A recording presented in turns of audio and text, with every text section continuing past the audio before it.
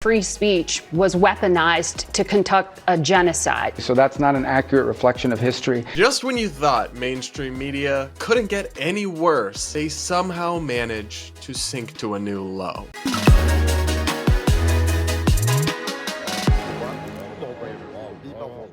We're going to break down a truly wild segment from CBS News and so much more on today's episode of the Brad vs. Everyone podcast, my daily show where I take on the craziest ideas from across our politics, our media, and the internet, all from an independent perspective. Up first, like I mentioned, guys, we're going to cover one of the most embarrassing moments I think I've ever seen a mainstream media host have, and that came over the weekend from Margaret Brennan over on CBS News.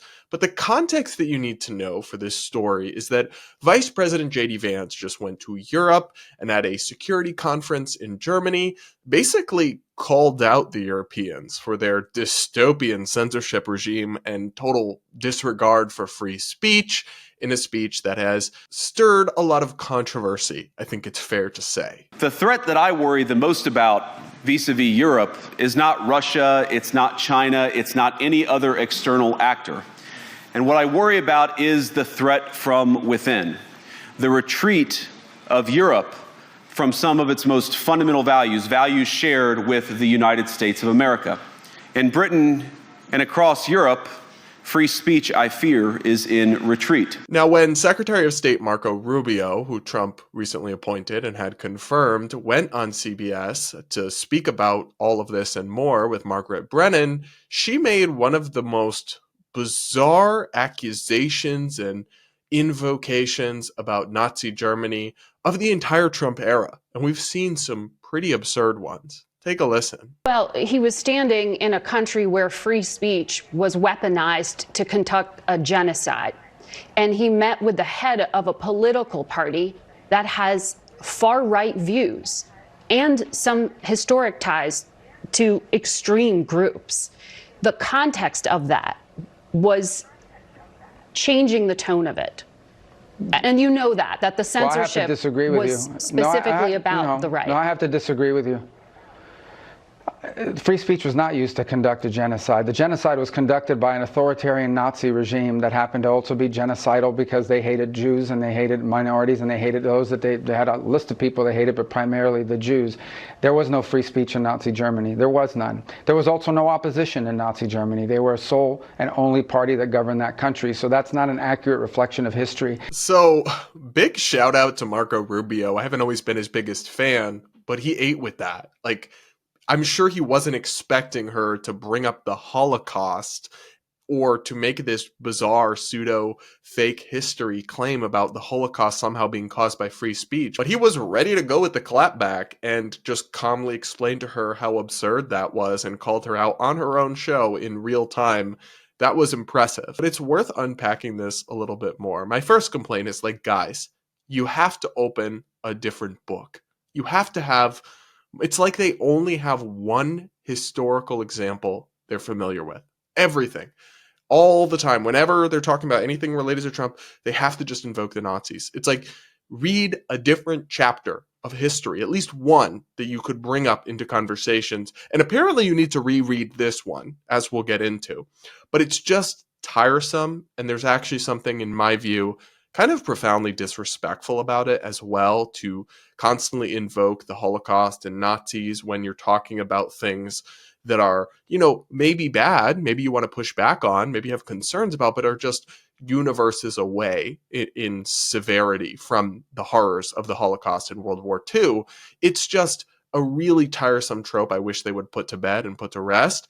But if you are going to invoke it, at least do the bare minimum due diligence, because what she said about the Holocaust is completely, utterly, totally, woefully wrong, inaccurate, and ahistorical. So the first problem with what Margaret Brennan says here is that the Holocaust did not happen or emerge. The rise of Hitler and Nazi Germany did not occur in a free speech environment. Germany, in the buildup in those years, the Weimar Republic, did not have robust protections for free speech. Yes, you can look at, some people just pull up their constitution and say, look, they had free speech. That's not actually how it works. They had, in practice, countless restrictions. They had hate speech laws. They had all sorts of things restricting the freedom of speech. And then, of course, when the Nazis took over, they did not allow freedom of speech. They used state propaganda and repression to squash opposition and ideas they disagreed with. So the idea that, oh, well, look, the Holocaust is the dangers of unfettered free speech is utterly absurd and inaccurate. And I could go into more detail this myself, but I can't really do a better job than the folks at FIRE have done. Remember, disclaimer, I do a little bit of work with them, but I had nothing to do with this video. Nadine Strassen, formerly the head of the ACLU, explained in a video for FIRE why this is such an utter canard when people say, well, free speech led to the Holocaust. Take a listen to her excellent explanation. If Germany had only had anti-hate speech laws and had censored the Nazi speech, Hitler would not have risen to power, the Holocaust would not have happened. Some experts refer to that theory as the Weimar fallacy, referring to the Weimar Republic from 1918 to 1933, and the word fallacy because it is in fact not true that there was free speech for hate speech, including Nazi speech, during the Weimar Republic.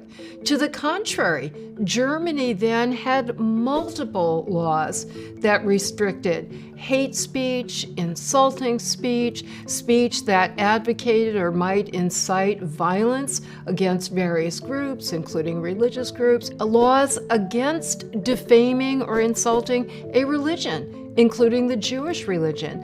And all of those laws were very strictly enforced, including by the leading Jewish organization at the time.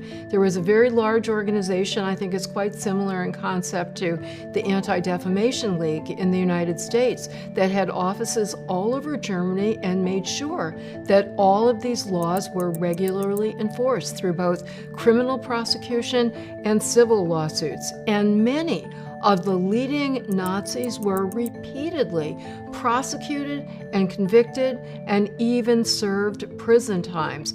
There were court orders suppressing the publication of various Nazi newspapers. Pamphlets that were anti-Semitic were punished and were suppressed. Hitler himself was actually banned from public speaking for several years. We obviously know that despite the speech suppression, the punishment of speech, it was hardly effective in preventing the rise of Nazism. To the contrary, the Nazis themselves, as well as many historians, believe that the net impact of those laws censoring Nazi speech was to amplify their message, to give them attention that they otherwise would never have received, and to gain sympathy that they otherwise never would have received. This is a common phenomenon that provocateurs to this day seek to take advantage of, the so-called forbidden fruits phenomenon, that people become more interested in an idea or an expression when it gets the publicity of being subject to censorship. So this is an amazing clip that honestly explains the truth about this far better than I could, but it's so important to note that, one, I question why is a member of the media even trying to push back against J.D. Vance, against the Trump administration? It is their job to push back and have scrutiny, but on something like telling Europe, hey, stop censoring your citizens, shouldn't members of the media be like, yeah, that makes sense. They should stop doing that. Maybe you could point to hypocrisies. You could draw like, well, hey, we have some censorship here in the US. Why not that? But to actually be trying to undermine that line of advocacy as a journalist is kind of wild to me in the first place. But then to do so, when you are like an extremely high-paid, prime-positioned anchor at one of the biggest news outlets in the country, to have this kind of half-baked, absurd notion about history and just confidently pop off about it, lecturing the Secretary of State of the United States about it, is really something. Because what she said isn't just wrong, it's, as Nadine Straussen explained, the opposite of reality. In fact, pre-Nazi era Germany, the Weimar Republic, it had all sorts of censorship laws and hate speech bans and sorts of things that even prevented Hitler from speaking.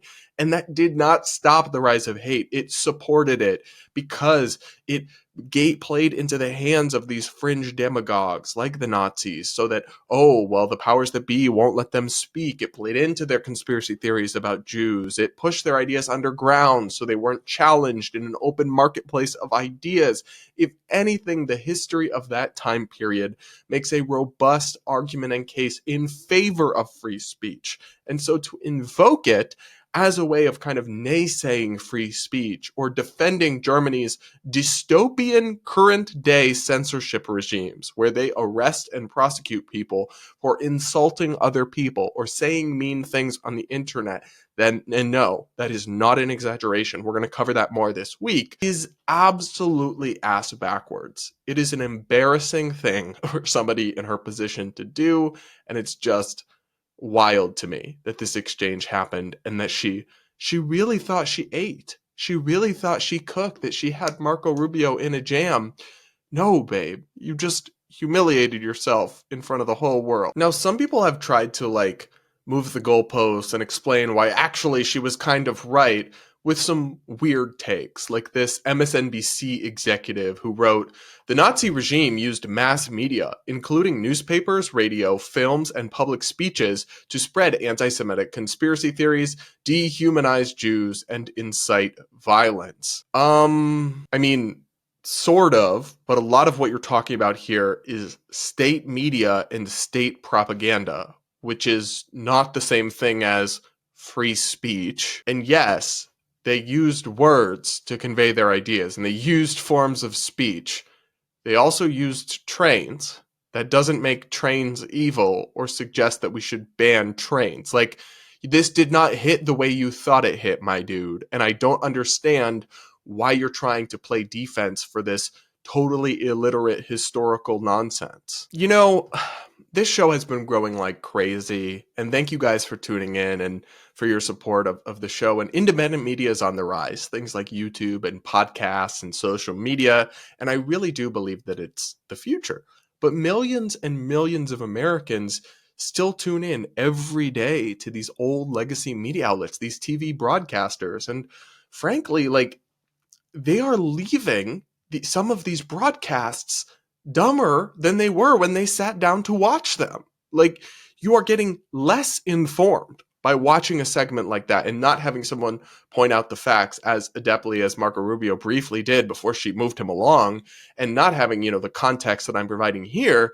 And it's a really sad state of the modern media, because this is a one-off example, but there are so many others. We just had something, and I tried to get really hard to get the clip so I could play it on the show, but MSNBC is not making it available anywhere. Rachel Maddow just popped off about how Stonewall was a riot by trans people. That's ridiculous. There were basically no trans people involved in Stonewall.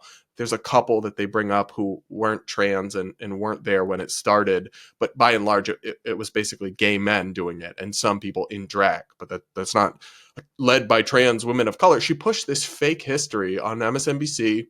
No correction, no update, no apology. It's just kind of something that happens all the time. And that's not a good state. I call myself a recovering journalist, but still, while I do commentary and opinion, ultimately journalism, informing people and educating people and also entertaining them, is what I seek to do with my life. It makes me really depressed when I see the people that get paid millions of dollars and have some of the biggest platforms and microphones in America just so bad at their jobs and so incredibly sloppy. I don't know what the solution is, but as long as mainstream media keeps pulling this kind of BS, their audience and credibility will continue to decline. And honestly, that's kind of good news for independent media people like me, but it's not good news for our country. What do you guys think? Do you still tune in to CBS News? Let me know in the comments. Do hit that like button and make sure you're subscribed if you aren't yet. Up next, we've got to check in with the TikTok crowd because they are losing their minds. Many of these TikTok stars and influencers over something that isn't happening, which again is kind of a day that ends in Y for TikTok, but this one is particularly comical, but also disturbing. The context you need to know is that RFK Jr. was just confirmed as the Secretary for Health and Human Services, putting him in charge of CDC, FDA. I did not support his nomination, and I did an episode on this podcast about why that you can go back and watch if you're curious, but he's in the job. And so, we'll wait and see. Does he do a good job? Does he not? Do I agree with some things he does? Will I disagree with others? I'll call balls and strikes, or at least I'll do my best. But TikTokers are crashing out over an idea they have in their heads that he is going to be removing their access to psychiatric medication and sending them to wellness farms. This is really what they believe is going to happen, and they're crashing out over it. Take a look. If you think my content is cringe now, wait until RFK takes away my SSRIs. RFK Jr., if you take my antidepressants away, I will show you what a real threat to Americans looks like. Right now, these antidepressants that you are so scared of are the only thing keeping me from getting knocked off my fucking rocker. Take them away and watch what happens. I will turn into a rabid beast! Did you guys know that RFK wants to take all of the people that are on antidepressants and put us on wellness farms? They don't have enough land in America. So there's too many of us. You will have to rip these from my cold dead hands. What are we going to do if they do decide to get rid of our antidepressants? Look, we're all a little bit mentally ill, okay? What if they do try to just toss us all into a farm together? Hi, RFK. If you think that mood stabilizers are bad for you and we should get rid of them, I'll stop taking mine for a day and a half, and then I'll lock myself in a room with you. That might be the experiment we need. I don't take antidepressants and anti-anxiety meds to protect myself. I take those to protect you from me. Y'all, this is not helping y'all beat the allegations. The whole point is that RFK has a theory that SSRIs and other medications, mental health medications, can cause people to be violent or unstable or dangerous. And while there are very rare side effects that can happen, I am not convinced that is at all a widespread phenomenon rather than a very rare side effect. And I'm not sure the data support some of the claims he's made about it. And personally, I do think these medications can help a lot of people. They personally helped me. But these Looney Tunes on TikTok are proving his point for him. They're literally like, oh, you think we're crazy and dangerous? Yes, we are. But whenever I see people panicking on social media about something Trump is doing or his administration is doing, I always have to fact check it because honestly, 9 times out of 10, it's either fake completely or exaggerated and distorted far beyond the actual truth or facts of the situation. And this falls into that latter camp. So a lot of the panic seems to have come from people sharing a couple articles, including a Mother Jones article that was published on Friday titled, RFK Jr. is already taking aim at antidepressants. The new HHS secretary has made baseless claims that the drugs are addictive and cause violent behavior. But is there actually reason to believe that RFK is going to or is taking steps to take people's access to medications away? Well, this reporting cites an executive order that the White House put out after RFK's confirmation. I went and read it, and shocker, there's not really anything about that. The executive order calls for government experts to do an assessment and present a report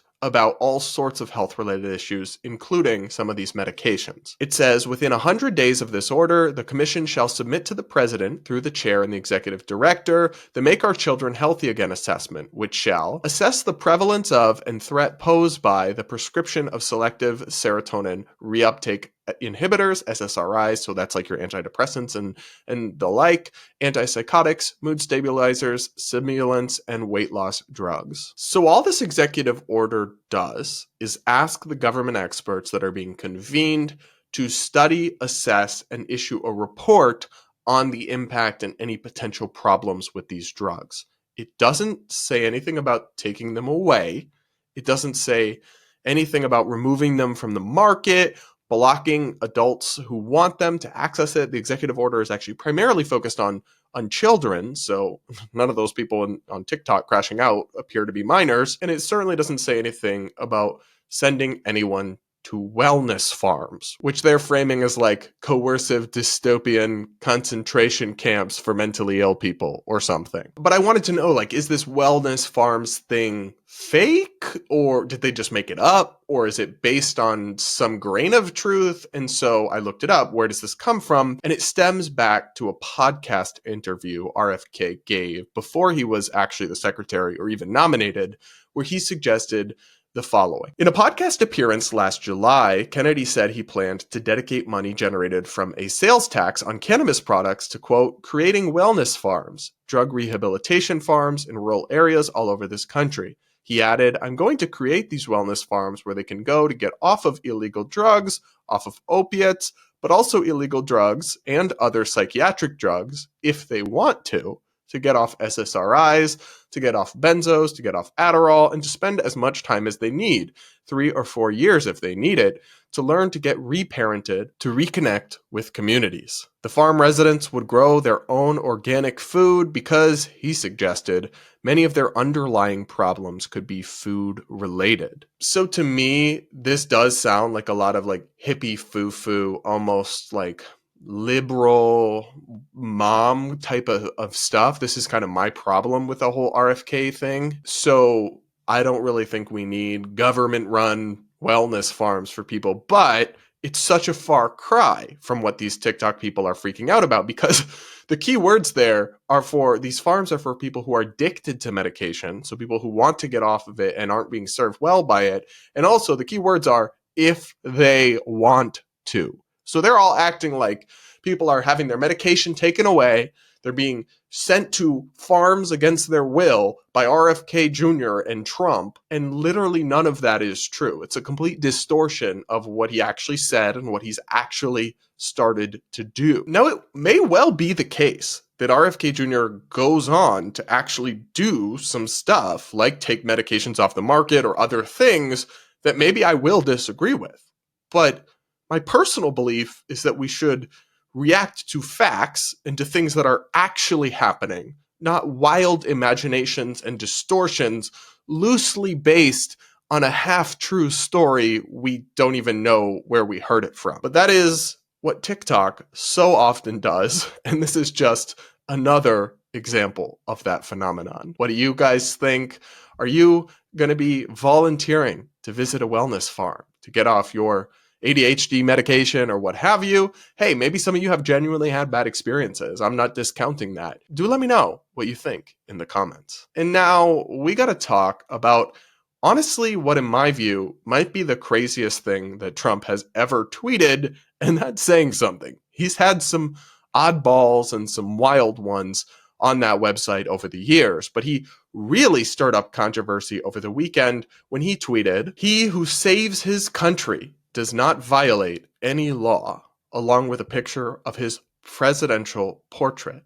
This was posted on the official account of the White House on Twitter, Instagram, and across other social media platforms. Now, there are, I guess, two ways to interpret this tweet, but one of them I think is much more clear-cut than the other. The way I interpreted this tweet when I saw it was that basically the ends justify the means, that in the name of saving our country, law is secondary. And if I have to do something to save the country, it's not truly illegal, even if it violates the law. That's the way I interpreted that tweet.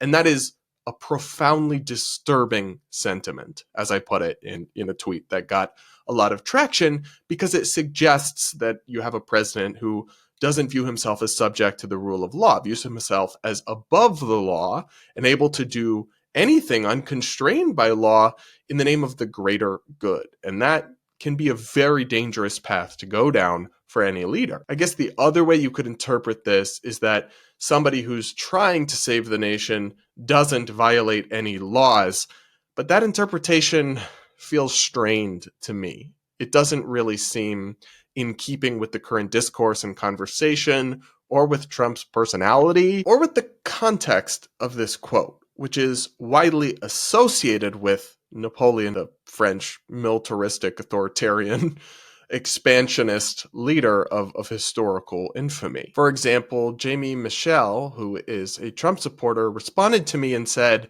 "It's a quote from Napoleon. Why are you so easily triggered these days, Brad?" This response made me raise my eyebrows for a couple of reasons. One, I wasn't triggered. I just criticized the tweet. And two, why is "it's just a quote from Napoleon"? How is that like a defense of the statement? How does that make it better? It kind of makes it worse. Like, imagine if President Obama had tweeted something ominous sounding and then people were criticizing it and they were like, "Chill out, guys. It's just a quote from Lenin." That would not hit the way you think it hits in terms of being a defense. And actually, more importantly, it's not actually a quote from Napoleon. It is an apocryphal quote attributed to Napoleon, potentially incorrectly.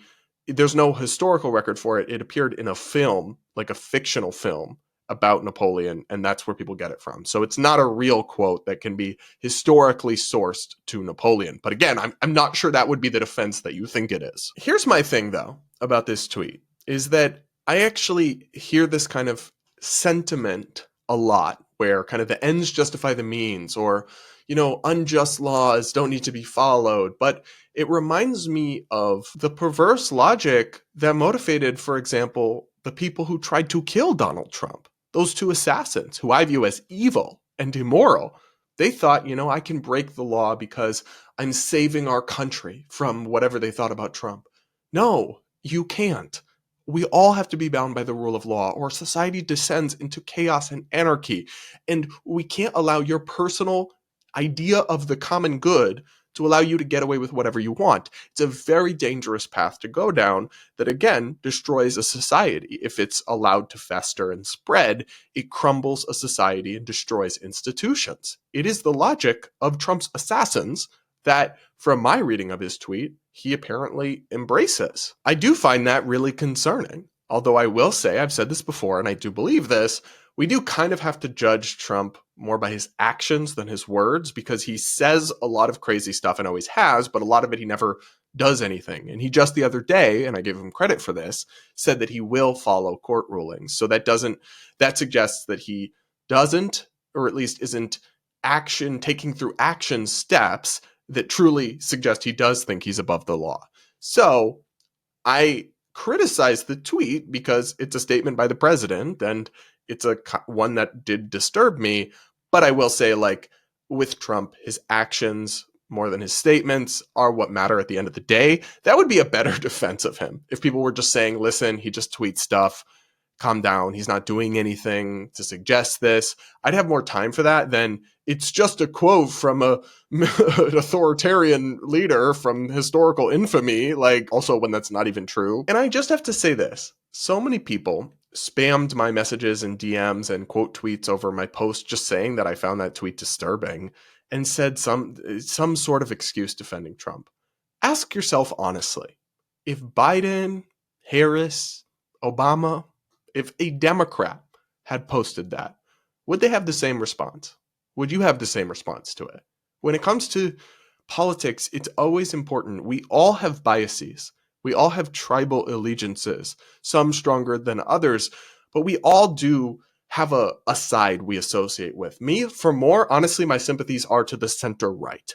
But I try to think of things devoid of their partisanship, devoid of their tribal impulses. So if I'm assessing a statement, I try to remove it from the context of who said it. And I can tell you now that that statement said by Obama, Kamala, Biden, AOC, someone like that with a picture of themselves and the whole thing, that statement would cause panic and outrage all over right-wing conservative media. they would say this is an authoritarian, a wannabe authoritarian, a wannabe dictator. They'd be calling on this person to be impeached. And I won't necessarily take it that far because it is just a tweet after all. But I will say that I find the statement disturbing no matter who said it. All of our elected officials, Republican, Democrat, left, or right, I expect them to understand that they are not above the law, that they cannot violate laws in the greater good.